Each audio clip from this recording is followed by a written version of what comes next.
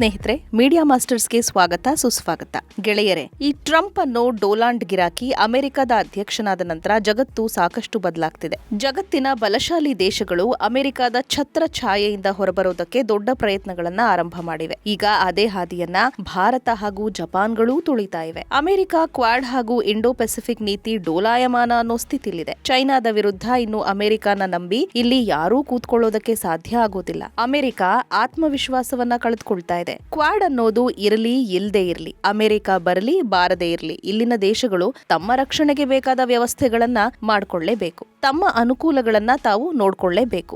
ಈ ನಿಟ್ಟಲ್ಲಿ ಭಾರತ ಮತ್ತು ಜಪಾನ್ ಎರಡೂ ಕೂಡ ದೊಡ್ಡ ಹೆಜ್ಜೆಗಳನ್ನ ಇಡ್ತಾ ಇವೆ. ಜಪಾನ್ ಪ್ರಧಾನಿ ಸನಾಯ್ ತಕೈಚಿ ತಮ್ಮ ಮೊಟ್ಟ ಮೊದಲ 3 ದಿನಗಳ ಭಾರತ ಭೇಟಿನ ಹಮ್ಮಿಕೊಂಡಿದ್ದಾರೆ. ಇದೇ ಸಂದರ್ಭದಲ್ಲಿ ಎರಡೂ ದೇಶಗಳ ನಡುವೆ ಸಾಕಷ್ಟು ಒಪ್ಪಂದಗಳಿಗೆ ಸಹಿ ಬೀಳೋದು ಮಾತ್ರ ಅಲ್ಲ, ಎರಡೂ ದೇಶಗಳು ಡಾಲರ್ ವಹಿವಾಟನ್ನ ಕೈಬಿಟ್ಟು ತಮ್ಮ ಕರೆನ್ಸಿಗಳಲ್ಲೇ ವ್ಯಾಪಾರ ವಹಿವಾಟುಗಳನ್ನ ಮಾಡಿಕೊಳ್ಳೋ ನಿರ್ಧಾರವನ್ನ ಕೂಡ ಕೈಗೊಳ್ಳಲಿವೆ. ಅಂದ್ರೆ ಜಪಾನ್ ಹಾಗೂ ಭಾರತಗಳು ಡಿ-ಡಾಲರೈಸೇಷನ್ ಕಡೆಗೆ ಹೆಜ್ಜೆ ಹಾಕೋ ಮೂಲಕ ಅಮೆರಿಕಾಗೆ ಒಂದು ಶಾಕ್ ಕೊಡೋದಕ್ಕೆ ಹೋಗ್ತಾ ಇವೆ. ಹಾಗಾದ್ರೆ ತಕೈಚಿ ಭಾರತ ಭೇಟಿಯ ಹಿನ್ನೆಲೆ ಏನು? ಈ ಭೇಟಿಯ ಮಹತ್ವ ಏನು? ಭಾರತ ಹಾಗೂ ಜಪಾನ್ ಸಂಬಂಧಗಳು ಹೇಗಿವೆ? ಬನ್ನಿ ನೋಡೋಣ.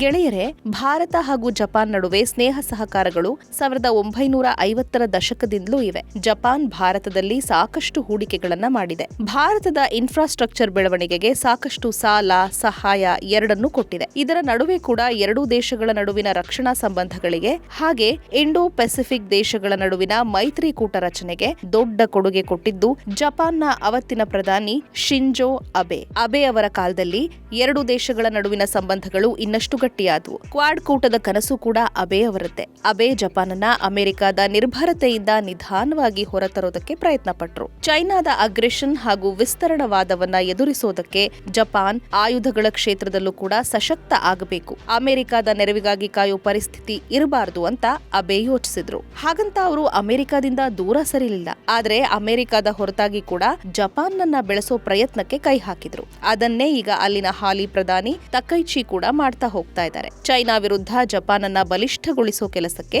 ತಕೈಚಿ ಕೈ ಹಾಕಿದ್ದಾರೆ. ಗೆಳೆಯರೆ, ತಕೈಚಿ ಜಪಾನ್ ಪ್ರಧಾನಿಯಾದ ನಂತರ ಚೈನಾ ಹಾಗೂ ಜಪಾನ್ ಸಂಬಂಧಗಳು ತುಂಬಾನೇ ಕೆಟ್ಟಿವೆ. ಚೈನಾ ತೈವಾನ್ ವಿರುದ್ಧ ದಾಳಿ ಮಾಡೋ ಬೆದರಿಕೆಗಳನ್ನ ಒಡ್ಡೋದಕ್ಕೆ ಶುರು ಮಾಡಿದಾಗ ಮೊದಲು ತೈವಾನ್ಗೆ ಬೆಂಬಲ ಘೋಷಿಸಿದ್ದು ಅಮೆರಿಕ ಅಲ್ಲ, ಜಪಾನ್. ಜಪಾನ್ ತನ್ನ ಸೆಂಕಾಕು ದ್ವೀಪಗಳಿಗೆ ಮಿಸೈಲುಗಳನ್ನ ರವಾನೆ ಮಾಡಿ ಅವುಗಳನ್ನ ಚೈನಾ ವಿರುದ್ಧ ನಿಲ್ಲಿಸೋ ಮೂಲಕ ತೈವಾನ್ ತಂಟೆಗೆ ಬಂದ್ರೆ ನಾವು ನಿಮ್ಮ ಮೇಲೆ ಯುದ್ಧ ಸಾರ್ತೀವಿ ಅನ್ನೋ ಸಂದೇಶ ಕೊಟ್ರು. ಜೊತೆಗೆ ಜಪಾನಿನ ಆಯುಧ ಸಾಮರ್ಥ್ಯವನ್ನ ತಕೈಚಿ ಹೆಚ್ಚು ಮಾಡ್ತಾ ಹೋದ್ರು. ಅಮೆರಿಕದಿಂದ ಖರೀದಿ ಮಾಡೋ ಆಯುಧಗಳು ಮಾತ್ರ ಅಲ್ಲ, ಜಪಾನ್ ತಾನೇ ಆಯುಧ ತಯಾರಿಯನ್ನ ಕೂಡ ಶುರು ಮಾಡಿತು. ಯುರೋಪಿನ ದೇಶಗಳ ಜೊತೆ ಸೇರಿ 6ನೇ ತಲೆಮಾರಿನ ಯುದ್ಧ ವಿಮಾನ ತಯಾರಿ ಘೋಷಣೆ ಮಾಡಿತು. ಭಾರತದ ಜೊತೆ ಸೇರಿ ಯೂನಿಕಾರ್ಸ್ ಮಾಸ್ಟ್ ತಯಾರು ಮಾಡ್ತಾ ಇದೆ. ಇದು ಯೂನಿಫೈಡ್ ಕಾಂಪ್ಲೆಕ್ಸ್ ರೇಡಿಯೋ ಆಂಟೆನಾ. ಇದು ನಮ್ಮ ಯುದ್ಧ ಹಡಗುಗಳಿಗೆ ಸ್ಟೆಲ್ತ್ ಶಕ್ತಿಯನ್ನ ಕೊಡುತ್ತೆ. ಇದಲ್ಲದೆ ಎರಡೂ ದೇಶಗಳು ಸೇನೆಗಾಗಿ ಅನ್ಮ್ಯಾನ್ಡ್ ಗ್ರೌಂಡ್ ವೆಹಿಕಲ್ ಸಿದ್ಧ ಮಾಡ್ತಾ ಇವೆ. 6ನೇ ತಲೆಮಾರಿನ ಯುದ್ಧ ವಿಮಾನ ಯೋಜನೆಗೂ ಕೂಡ ಭಾರತಕ್ಕೆ ಆಹ್ವಾನ ಇದೆ. ಹೀಗೆ ಜಪಾನ್ ಆಯುಧ ತಯಾರಿಯನ್ನ ಹೆಚ್ಚು ಮಾಡ್ತಾ ತನ್ನ ರಕ್ಷಣಾ ಬಜೆಟ್ನಲ್ಲಿ ಏರಿಕೆ ಮಾಡ್ತಾ ಇರೋದು ಚೈನಾನ ಕೆರಳಿಸ್ತಾ ಇದೆ. ಸೊ ಚೈನಾ ಈಗ ಜಪಾನ್ ಮೇಲೆ ರಫ್ತು ನಿರ್ಬಂಧವನ್ನ ಕೂಡ ಹೇರಿದೆ. ಹೀಗಾಗಿ ಜಪಾನ್ ಚೈನಾ ವಿರುದ್ಧ ಚೈನಾಗೆ ಪರ್ಯಾಯ ಅನ್ನಿಸೋ ತರದ ಮ್ಯಾನುಫ್ಯಾಕ್ಚರಿಂಗ್ ಹಬ್ನ ಕೂಡ ಹುಡ್ಕೊಳ್ಬೇಕು. ಅದಕ್ಕಾಗಿ ಅವರು ಭಾರತದ ಕಡೆಗೆ ನೋಡ್ತಾ ಇದ್ದಾರೆ. ಗೆಳೆಯರೆ, ಜಪಾನ್ ಅನ್ನೋದು ತುಂಬಾ ಹಿಂದಿನಿಂದಲೂ ಕೂಡ ಟೆಕ್ನಾಲಜಿ ಹಬ್ ಅನ್ನಿಸ್ಕೊಂಡ ದೇಶ. ಮೇಡ್ ಇನ್ ಜಪಾನ್ ಅಂದ್ರೆ ಅದಕ್ಕೆ ಒಂದು ಘನತೆ. ಜಪಾನಿನ ವಸ್ತುಗಳು ಕ್ವಾಲಿಟಿಯಲ್ಲಿ ಕಾಂಪ್ರಮೈಸ್ ಆಗೋದಿಲ್ಲ ಅನ್ನೋ ನಂಬಿಕೆ. ಆದ್ರೆ ಈಗೇನಾಗ್ತಿದೆ ಅಂದ್ರೆ ಜಪಾನ್ನಲ್ಲಿ ವೃದ್ಧ ಸಂಖ್ಯೆ ಹೆಚ್ಚಾಗ್ತಿದೆ. ಅಲ್ಲಿ ಯುವಕರು ಕಡಿಮೆ ಇದ್ದಾರೆ. ಹಾಗಾಗಿ ವರ್ಕ್ ಫೋರ್ಸ್ ಇಲ್ಲ. ಇನ್ನು ಜಪಾನ್ ತುಂಬಾ ದೊಡ್ಡ ದೇಶನೂ ಅಲ್ಲ. ಹೀಗಾಗಿ ಅಲ್ಲಿ ತಯಾರಿಕಾ ವಲಯ ಇನ್ನೂ ಹೆಚ್ಚು ವಿಸ್ತರಿಸಿಕೊಳ್ಳೋದಕ್ಕೆ ಸಾಧ್ಯ ಆಗೋದಿಲ್ಲ. ಸೊ ಜಪಾನಿನ ಕಂಪನಿಗಳು ಜಾಗತಿಕ ಕೈಗಾರಿಕಾ ಕೇಂದ್ರ ಅನ್ನಿಸ್ಕೊಳ್ಳೋ ಚೈನಾದಲ್ಲಿ ಹೂಡಿಕೆ ಮಾಡ್ತಾ ಇದ್ರು. ಅಲ್ಲೇ ಜಪಾನಿನ ಕಂಪನಿಗಳು ತಮ್ಮ ಪ್ರಾಡಕ್ಟ್ಗಳನ್ನ ಸಿದ್ಧ ಮಾಡಿಸ್ತಾ ಇದ್ವು.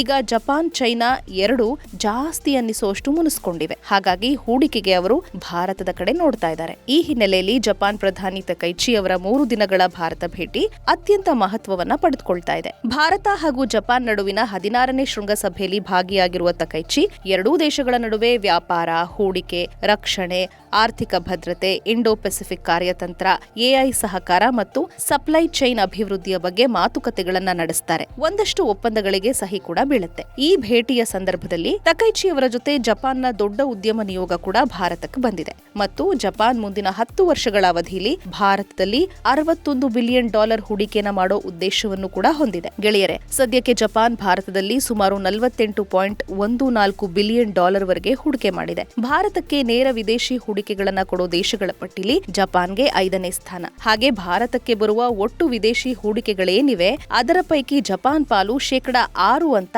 ಅಂಕಿಅಂಶಗಳು ಹೇಳುತ್ತವೆ. ಹಾಗೆ 2011ರಿಂದ ಇಲ್ಲಿವರೆಗೆ ಜಪಾನ್ ಸುಮಾರು $12 ಬಿಲಿಯನ್ ಹಣವನ್ನ ಈ 5 ವರ್ಷಗಳಲ್ಲಿ ಭಾರತದಲ್ಲಿ ಹೂಡಿದೆ. ಇನ್ನು ಈ ಹೂಡಿಕೆ ಮುಖ್ಯವಾಗಿ ಆಟೋಮೊಬೈಲ್, ವಿದ್ಯುತ್ ಉಪಕರಣ, ದೂರಸಂಪರ್ಕ, ರಾಸಾಯನಿಕ ಕ್ಷೇತ್ರಗಳು, ಹಣಕಾಸು ಮತ್ತು ಔಷಧ ಕ್ಷೇತ್ರಗಳಲ್ಲಿದೆ. ಭಾರತದ ಮೂಲ ಸೌಕರ್ಯ ಅಭಿವೃದ್ಧಿ ಮತ್ತು ಸ್ವಚ್ಛ ಇಂಧನ ಕ್ಷೇತ್ರದ ಮೇಲೂ ಕೂಡ ಜಪಾನಿನ ದೊಡ್ಡ ಪ್ರಮಾಣದ ಹೂಡಿಕೆಗಳಿವೆ. ಭಾರತದಲ್ಲಿ ಜಪಾನ್ ದೊಡ್ಡ ಪ್ರಮಾಣದ ಉದ್ಯೋಗ ಸೃಷ್ಟಿಯನ್ನು ಮಾಡಿದೆ. ಅವರ ಸುಮಾರು 1500 ಕಂಪನಿಗಳು ಭಾರತದಲ್ಲಿ ಕಾರ್ಯನಿರ್ವಹಿಸ್ತಾ ಇವೆ. ಅವುಗಳ ಪೈಕಿ ಅರ್ಧಕ್ಕಿಂತ ಹೆಚ್ಚು ಉತ್ಪಾದನಾ ವಲಯದ ಕಂಪನಿಗಳೇ ಆಗಿವೆ. ಇನ್ನು ಈ ಶೃಂಗಸಭೆಯ ಸಂದರ್ಭದಲ್ಲಿ ಜಪಾನ್ ಮುಂದಿನ 10 ವರ್ಷಗಳಲ್ಲಿ $61 ಬಿಲಿಯನ್ ಹೂಡಿಕೆಯ ಘೋಷಣೆ ಮಾಡಿದೆ. ಆ ಹಿನ್ನೆಲೆಯಲ್ಲಿ ಸುಮಾರು 120ಕ್ಕೂ ಹೆಚ್ಚು ಹೂಡಿಕೆ ಒಪ್ಪಂದಗಳಿಗೆ ಸಹಿ ಬೀಳ್ತಾ ಇದೆ. ಗೆಳೆಯರೆ, ಇಲ್ಲಿ ಹೂಡಿಕೆ ಒಪ್ಪಂದಗಳು, ವ್ಯಾಪಾರ ಒಪ್ಪಂದಗಳು, ರಕ್ಷಣಾ ಒಪ್ಪಂದಗಳು ನಾನಾ ದೇಶಗಳ ಜೊತೆ ಆಗ್ತಲೇ ಇರುತ್ತವೆ.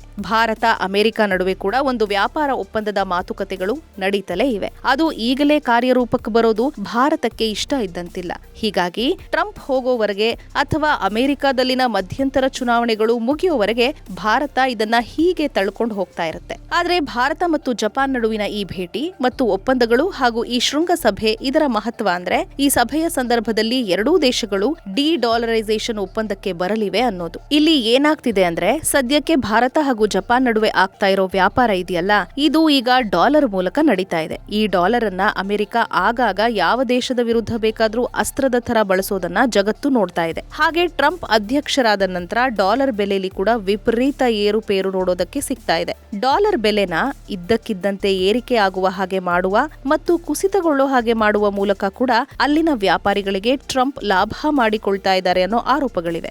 ಸೊ ಟ್ರಂಪ್ ಆಡಳಿತದ ಅಮೆರಿಕ ನಂಬಿಕೆಗೆ ಅರ್ಹ ಅನ್ನಿಸ್ತಾ ಇಲ್ಲ. ಇನ್ನು ಡಾಲರ್ ವಹಿವಾಟು, ಎಕ್ಸ್ಚೇಂಜ್ ರೆಮಿಟೆನ್ಸ್ ಇವುಗಳ ಖರ್ಚನ್ನ ಕೂಡ ಹೆಚ್ಚು ಮಾಡುತ್ತೆ. ನಾವು ಜಪಾನ್ ನಿಂದ ಏನಾದ್ರೂ ಆಮದು ಮಾಡ್ಕೊಂಡ್ರೆ ಅದಕ್ಕೆ ಕೊಡಬೇಕಾದ ಹಣವನ್ನ ಡಾಲರ್ ನಲ್ಲಿ ಕೊಡಬೇಕು. ಅದಕ್ಕೆ ಅಮೆರಿಕನ್ ಬ್ಯಾಂಕುಗಳನ್ನ ಬಳಸಬೇಕು. ಆ ಹಣ ಜಪಾನ್ಗೆ ಹೋದ ಮೇಲೆ ಅಲ್ಲಿ ಅದು ಮತ್ತೆ ಜಪಾನಿಯನ್ ಆಗಿ ಕನ್ವರ್ಟ್ ಆಗಬೇಕು. ಇದೆಲ್ಲ ತಲೆನೋವೇ ಇಲ್ಲದ ಹಾಗೆ ಎರಡೂ ದೇಶಗಳು ರೂಪಾಯಿ ಮತ್ತು ಯೆನ್ ನಲ್ಲಿ ವಹಿವಾಟು ಮಾಡೋದಕ್ಕೆ ಶುರು ಮಾಡಿದ್ರೆ ಅಲ್ಲಿ ಯಾವ ತಲೆನೋವು ಇರೋದೇ ಇಲ್ಲ. ಯಾವ ಮಧ್ಯವರ್ತಿ ಕರೆನ್ಸಿಯ ಮೇಲಿನ ಅವಲಂಬನೆಯೂ ಇರೋದಿಲ್ಲ. ಸೊ ಈಗ ಎರಡೂ ದೇಶಗಳು ತಮ್ಮದೇ ಕರೆನ್ಸಿಯಲ್ಲಿ ವಹಿವಾಟು ಮಾಡೋದಕ್ಕೆ ಹೋಗ್ತವೆ. ಅದಕ್ಕಾಗಿ ಜಪಾನಿನ ಬ್ಯಾಂಕುಗಳಲ್ಲಿ ಭಾರತದ ಬ್ಯಾಂಕುಗಳಲ್ಲಿ ಜಪಾನ್ ಸ್ಪೆಷಲ್ ಅಕೌಂಟ್ಗಳು ಓಪನ್ ಆಗುತ್ತವೆ. ಹೇಗೆ ಈಗಾಗಲೇ UAE ಜೊತೆ, ರಷ್ಯಾ ಜೊತೆ, ಹಾಗೆ ಮತ್ತೆ ಕೆಲ ದೇಶಗಳ ಜೊತೆ ಭಾರತ ಲೋಕಲ್ ಕರೆನ್ಸಿಯಲ್ಲಿ ವಹಿವಾಟು ಮಾಡ್ತಾ ಇದೆಯೋ ಹಾಗೆ ಜಪಾನ್ ಜೊತೆ ಕೂಡ ಮಾಡ್ತಾ ಹೋಗುತ್ತೆ. ಗೆಳೆಯರೆ, ಇಲ್ಲಿ ಭಾರತ ಹಾಗೂ ಜಪಾನ್ ನಡುವೆ ಇರೋ ವಾರ್ಷಿಕ ವ್ಯಾಪಾರ ವಹಿವಾಟಿನ ಮೊತ್ತ ಸುಮಾರು $27.47 ಬಿಲಿಯನ್. ಇದರಲ್ಲಿ ಜಪಾನ್ಗೆ ಭಾರತದ ರಫ್ತು $6.04 ಬಿಲಿಯನ್. ಜಪಾನ್ನಿಂದ ಭಾರತದ ಆಮದು $21.43 ಬಿಲಿಯನ್. ಇಲ್ಲಿ ಭಾರತ ಹಾಗೂ ಜಪಾನ್ಗಳು ತಮ್ಮದೇ ಕರೆನ್ಸಿಯಲ್ಲಿ ವ್ಯಾಪಾರ ಮಾಡಿಕೊಂಡ್ರೆ ಅಮೆರಿಕದ ಡಾಲರ್ ಮೌಲ್ಯ ಕುಸಿದು ಹೋಗುತ್ತೆ ಅಂತಲ್ಲ. ಎರಡೂ ದೇಶಗಳ ನಡುವಿನ ವ್ಯಾಪಾರ ತುಂಬಾ ದೊಡ್ಡದೂ ಅಲ್ಲ. ಆದ್ರೆ ಜಪಾನ್ ಆ ಥರದ ಕರೆನ್ಸಿಯಲ್ಲಿ ವ್ಯಾಪಾರ ಮಾಡ್ತಾ ಹೋಗುತ್ತೆ ಅಂದ್ರೆ ಭಾರತದ ಕರೆನ್ಸಿಯನ್ನ ಜಾಗತಿಕ ಕರೆನ್ಸಿಯನ್ನಾಗಿ ಮಾಡಬೇಕು ಅನ್ನೋ ಭಾರತದ ಯೋಜನೆ ಏನಿದೆ ಅದಕ್ಕೆ ಇದು ಸಹಾಯ ಮಾಡುತ್ತೆ. ಇನ್ನು ಜಪಾನ್ನಿಂದ ಭಾರತಕ್ಕೆ ವ್ಯಾಪಾರ ಕೊರತೆ ಇದೆ. ಹೀಗಾಗಿ ಅಲ್ಲಿ ಭಾರತದ ಕರೆನ್ಸಿಯನ್ನ ಅವರು ಮತ್ತೆ ಭಾರತದಲ್ಲೇ ಬಳಸೋದು ಕಷ್ಟ ಆಗಬಹುದು. ಸೊ ಅದನ್ನ ಸರಿತೂಗಿಸಿಕೊಳ್ಳೋದಕ್ಕೆ ಆ ಹಣನ ಅವರು ಭಾರತದಲ್ಲಿ ಹೂಡಿಕೆಗಾಗಿ ಬಳಸುವ ಮತ್ತು ಭಾರತದಿಂದ ಮಾಡಿಕೊಳ್ಳುವ ಆಮದನ್ನ ಹೆಚ್ಚು ಮಾಡೋ ಸಾಧ್ಯತೆ ಕೂಡ ಇರುತ್ತೆ. ಒಟ್ಟಾರೆ ಡಾಲರ್ ಮೇಲಿನ ನಿರ್ಭರತೆಯಿಂದ ಎರಡೂ ದೇಶಗಳು ಹೊರಬರೋದಕ್ಕೆ ಇದು ಸಹಾಯ ಮಾಡುತ್ತೆ. ಹಾಗೆ ಎರಡೂ ದೇಶಗಳ ವಿದೇಶಿ ವಿನಿಮಯದ ಕನ್ವರ್ಷನ್ ವೆಚ್ಚ ಕಡಿಮೆ ಆಗುತ್ತೆ. ರೆಮಿಟೆನ್ಸ್ ಶುಲ್ಕ ಕಡಿಮೆ ಆಗುತ್ತೆ. ಮಧ್ಯವರ್ತಿ ಬ್ಯಾಂಕುಗಳು ಬೇಕಾಗೋದೇ ಇಲ್ಲ. ನೇರವಾಗಿ ವಹಿವಾಟು ಮಾಡಬಹುದು. ಸ್ವಿಫ್ಟ್ ಅಗತ್ಯ ಬೀಳೋದಿಲ್ಲ. ಇದು ವಾಹನ, ಎಲೆಕ್ಟ್ರಾನಿಕ್ಸ್, ಕೈಗಾರಿಕಾ ಉಪಕರಣ ಮತ್ತು ಮೂಲಸೌಕರ್ಯ ಕ್ಷೇತ್ರಗಳಲ್ಲಿ ಹೂಡಿಕೆ ಮಾಡಿರೋ ಕಂಪನಿಗಳಿಗೆ ತುಂಬಾ ಅನುಕೂಲ ಆಗುತ್ತೆ. ಡಾಲರ್ ಬೆಲೆ ಕುಸಿತು ಅಥವಾ ಹೆಚ್ಚಾಯಿತು ಅನ್ನೋದು ಅವರ ವಹಿವಾಟಿನ ಲಾಭ ನಷ್ಟಗಳ ಮೇಲೆ ಪರಿಣಾಮ ಬೀರೋದು ಕಡಿಮೆ ಆಗುತ್ತೆ. ಹಾಗೆ ಭಾರತ ಜಪಾನ್ ನಡುವಿನ ಈ 16ನೇ ಶೃಂಗಸಭೆಯಲ್ಲಿ ಆರ್ಥಿಕ ಭದ್ರತೆ, AI ಸಹಕಾರ, ಸ್ವಚ್ಛ ಇಂಧನ, ಸೆಮಿಕಂಡಕ್ಟರ್, ವಿಮಾನ, ಔಷಧ, ಬ್ಯಾಟರಿ, ಕ್ರಿಟಿಕಲ್ ಮಿನರಲ್ಸ್ಗೆ ಸಂಬಂಧಿಸಿದಂತೆ ಒಂದಷ್ಟು MOUಗಳಿಗೆ ಸಹಿ ಬೀಳುತ್ತೆ. ಹಾಗೆ ರಕ್ಷಣಾ ಒಪ್ಪಂದಗಳು ಆಗುತ್ತವೆ. ಇನ್ನು ಮುಂದೆ ಜಪಾನ್ ಹಾಗೂ ಭಾರತಗಳು ಜಂಟಿಯಾಗಿ ಒಂದಷ್ಟು ಆಯುಧಗಳನ್ನ ತಯಾರು ಮಾಡಲಿವೆ. ಅವುಗಳ ತಯಾರಿ ಭಾರತದಲ್ಲೇ ಆಗುತ್ತೆ. ಇದು ನಮ್ಮಲ್ಲಿ ಉದ್ಯೋಗ ಸೃಷ್ಟಿಗೆ ಕಾರಣ ಆಗೋದ್ರ ಜೊತೆಗೆ ಭಾರತಕ್ಕೆ ಆಧುನಿಕ ತಂತ್ರಜ್ಞಾನ ಕೂಡ ಸಿಗುತ್ತೆ. ಹಾಗೆ ಇಲ್ಲಿ ತಯಾರಾಗೋ ಆಯುಧಗಳನ್ನ ಭಾರತ, ಜಪಾನ್ ಎರಡೂ ಬಳಸತ್ವೆ ಮತ್ತು ಜಗತ್ತಿಗೆ ಎಕ್ಸ್ಪೋರ್ಟ್ ಕೂಡ ಮಾಡುತ್ತವೆ. ಈ ನಿಟ್ಟಿನಲ್ಲಿ ವರ್ಷಾಂತ್ಯದ ವೇಳೆಗೆ ಎರಡೂ ದೇಶಗಳ ರಕ್ಷಣಾ ಸಚಿವರ ನಡುವೆ 2+2 ಮಾತುಕತೆಗಳು ನಡೆಯಲಿವೆ. ಸೊ ಈ ಎಲ್ಲಾ ಕಾರಣಗಳಿಂದ ಸನೈ ತಕೈಚಿ ಅವರ ಭಾರತದ ಭೇಟಿ ತುಂಬಾನೇ ಮಹತ್ವವನ್ನ ಪಡ್ಕೊಳ್ಳುತ್ತೆ. ನಾಳೆ ಅಂದ್ರೆ 3ನೇ ತಾರೀಕಿನವರೆಗೆ ತಕೈಚಿ ಭಾರತದಲ್ಲಿರ್ತಾರೆ. ಇದು ಗೆಳೆಯರೆ ಜಪಾನ್ ಪ್ರಧಾನಿಯ ಭಾರತ ಭೇಟಿ ಹಾಗೂ ಎರಡೂ ದೇಶಗಳ ನಡುವಿನ ಡಿ-ಡಾಲರೈಸೇಷನ್ ನಿರ್ಧಾರದ ಕುರಿತಾದ ಒಂದಷ್ಟು ಮಾಹಿತಿ. ಮುಂದಿನ ಸಂಚಿಕೆಯಲ್ಲಿ ಮತ್ತಷ್ಟು ವಿಶೇಷಗಳ ಜೊತೆ ಮತ್ತೆ ಭೇಟಿಯಾಗೋಣ. ಅಲ್ಲಿವರೆಗೂ ಜೈ ಹಿಂದ್, ಜೈ ಕರ್ನಾಟಕ.